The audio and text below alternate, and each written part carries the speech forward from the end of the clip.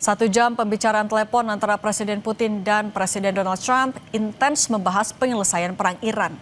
Putin ingatkan Trump agar perang Iran segera diselesaikan. Kita bahas bersama mantan Duta Besar Indonesia untuk Rusia, Profesor Hamid Awaludin, dan pakar geopolitik dan keamanan nasional Wibawanto Nugroho Widodo PhD. Selamat petang semuanya. Selamat petang. Selamat petang, Prof. Oke. Putin memberikan usulan pertimbangan yang tujuannya adalah agar konflik Iran bisa diselesaikan secara politik dan diplomatik dengan cepat.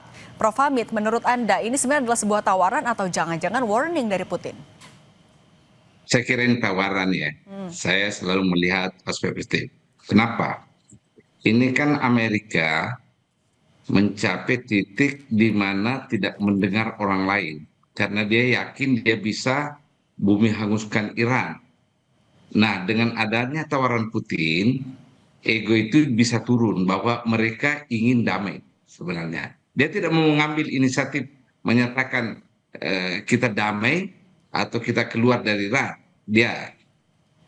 Trump mencapai puncak egonya. Nah, dengan adanya tawaran Putin ini, kita bisa mengharap bahwa penurunan ego itu terjadi. Karena bagaimanapun cara berpikir Trump, Putin itu adalah aliansi Iran. Maka ketika Putin mengatakan begitu, dia bisa persepsikan bahwa Iran ini bersedia bernegosiasi. Tapi dengan kalau kita melihat karakter dari Trump juga, Prof. Hamid, Putin meyakini atau Rusia meyakini pertimbangan ini akan didengarkan oleh Trump. Ya, tentu ada hitungan-hitungan itu.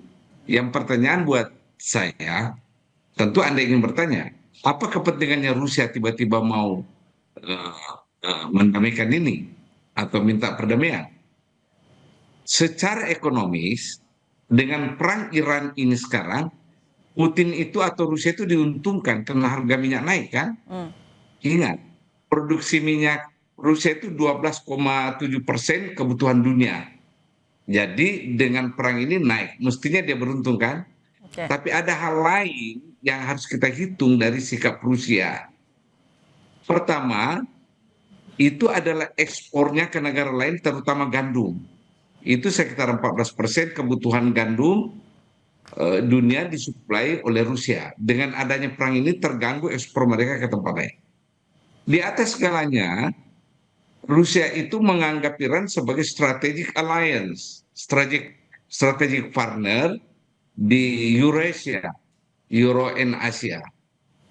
Kalau perang ini berlanjut, bagaimanapun itu akan mengganggu Rusia karena Iran adalah strategic alliance-nya di kawasan Asia dan Eropa. Okay. Jadi saya melihatnya dari perspektif ini bagus, ada chance-nya untuk kita hentikan perang.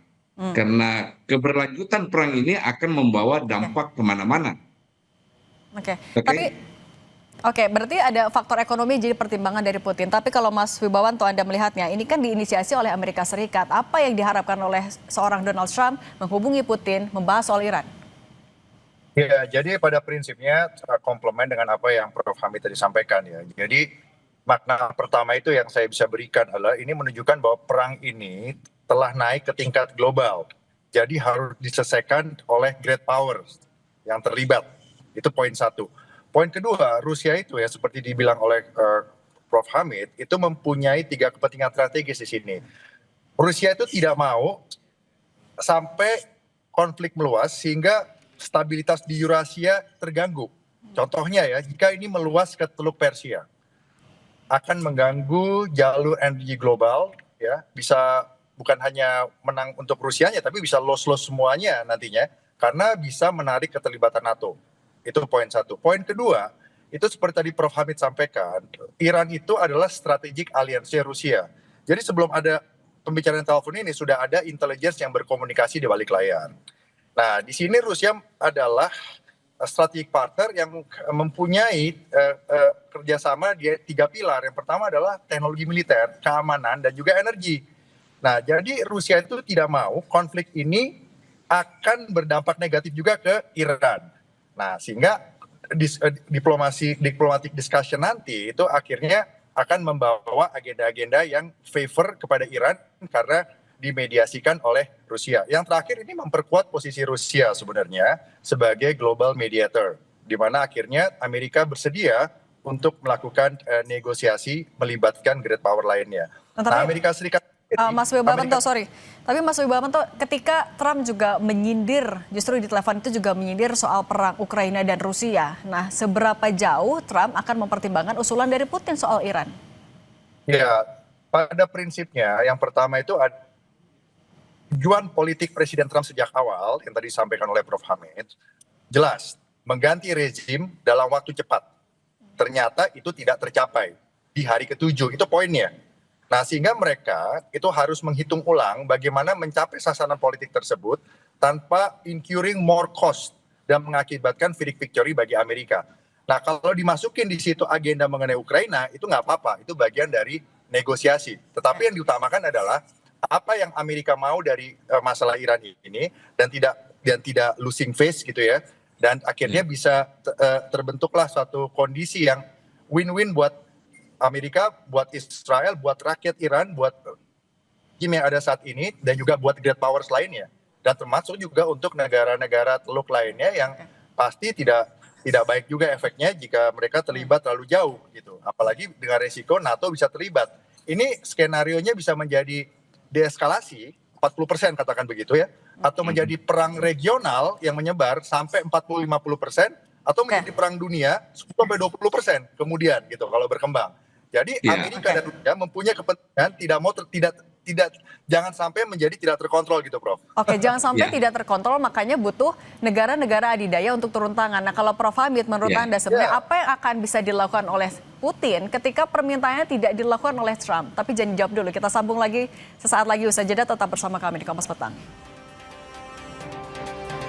Australia akan mengerahkan pesawat pengintai militer ke Timur Tengah dan mengirimkan rudal ke Uni Emirat Arab, tapi tidak akan menempatkan pasukan darat di Iran.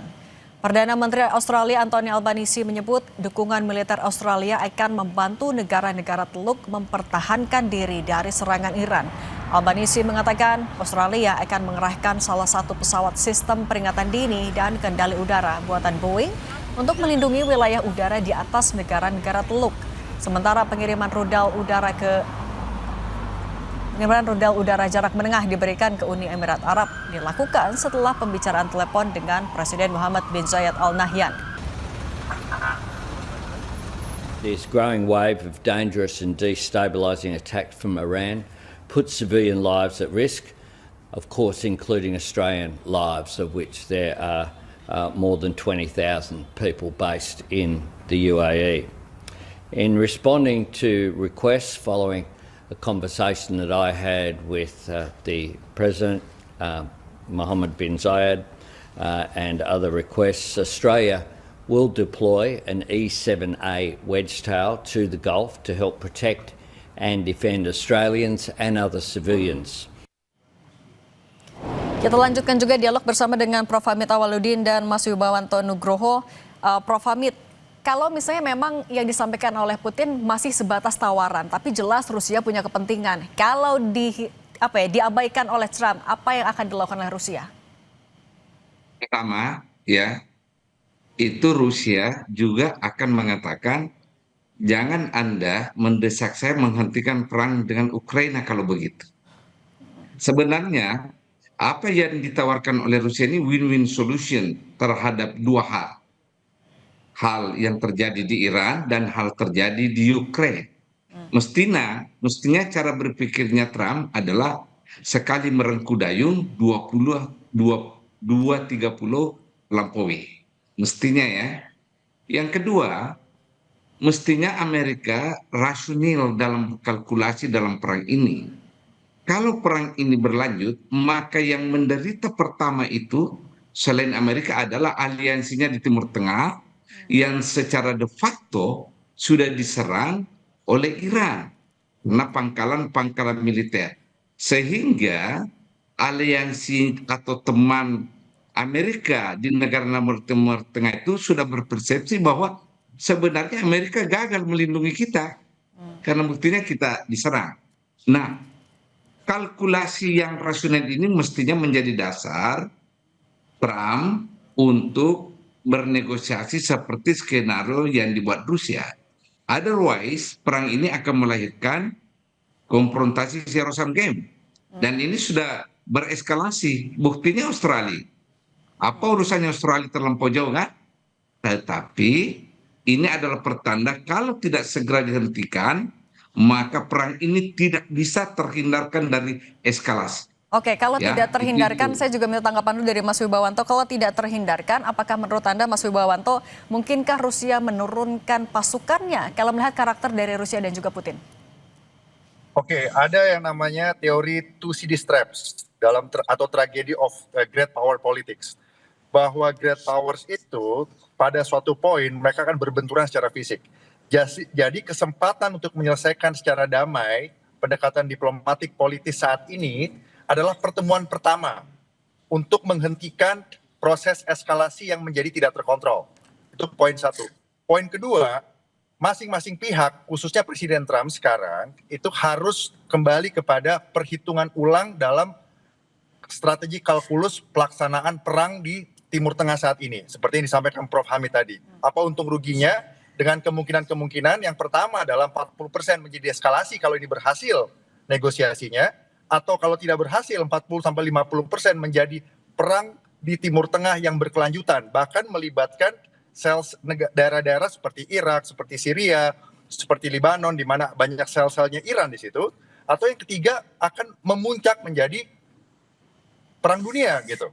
Nah, menjadi tidak terkontrol. Misalnya Rusia sudah masuk, nanti sebentar lagi NATO masuk. Memang dibilangnya hanya untuk melindungi negara-negara teluk di situ, untuk menyediakan early warning system. Tapi sebenarnya ada keterlibatan-keterlibatan lain yang tidak terlihat secara publik. Jadi ini harus dipahami betul oleh pemimpin Amerika, Israel, dan juga Iran. Dalam hal ini juga oleh Putin. Tapi Mas Wibawanto, sebenarnya masih memungkinkan nggak negara-negara besar itu, termasuk ya negara-negara yang terlibat, masih mengakhiri ini dengan duduk di meja bersama lewat meja perundingan diplomatik?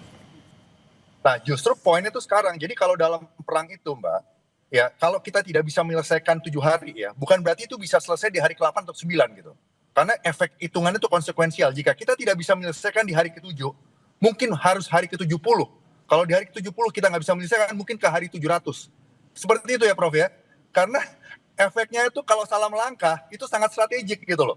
Nah sekarang tuh penting, makanya kesempatan untuk berdiskusi ini, untuk bernegosiasi ini yang sudah diinisiasi oleh badan-badan intelijen baik Amerika dan Israel dan juga Iran dan juga Rusia, itu harus dimanfaatkan betul oleh image pertama dalam international politics, yaitu presiden itu sendiri memimpin. Domestic politik di Amerika saya yakin mendukung perdamaian, karena kalau sampai perang berlanjut di mid election Amerika, November 2026, udah pasti Presiden Trump itu pasti Kongres diambil alih oleh Demokrat, dan kemungkinan besar Presiden Trump juga selesai impeach gitu. Oke, tapi kan ini kalau kita baca juga sikap dari masing-masing. Garda Revolusi Iran bilang kami yang akan menghentikan ini, kami yang tahu kapan ini berakhir. Amerika Serikat juga kekeh mereka hanya bisa menghentikan. Prof. Hamid, dengan sikap yang sama-sama keras ini, dan kemudian ada Putin memberikan masukan, siapa yang harusnya mengalah, menarik diri dulu? Jadi gini, semua pihak yang terlibat perang memiliki harga diri untuk berhenti. Itu dulu. Apalagi kalau masing-masing pihak punya kemampuan berperang, termasuk Iran. Jangan salah ya, Iran itu memiliki kemampuan perang, selain teknologinya, juga semangat tempur para prajuritnya. Bahkan lebih tinggi semangat tempur perang prajurit Iran daripada prajurit Amerika. Karena Amerika hanya mengandalkan teknologi persenjataan. Ya. Sekarang ada pihak ketiga yang bernama Rusia mau ikut. Mestinya kedua-duanya itu saving face, ya, lowering their ego, karena mereka mestinya berpikir rasional, ini kesempatan. Dua-duanya sebenarnya sadar bahwa perang ini merugikan, ya, dua-duanya sadar. Tapi kan ada ego, ada rasa nasionalisme, ada rasa feeling of being treated unjustly, diperlakukan secara tidak adil dan sebagainya. Nah, saya melihat ikhtiar Trump ini adalah mediasi atau jalan tengah untuk menurunkan ego kedua pihak. Yang kedua saving face. Yang penting ini saving face ini, bahwa kami tidak mengalah, kami tidak menyerah, kami tidak menyerahkan diri dan sebagainya. Itu yang penting kedua pihak. Nah, peranan Trump sangat krusial di sini untuk menurunkan ego dan menyelamatkan muka masing-masing.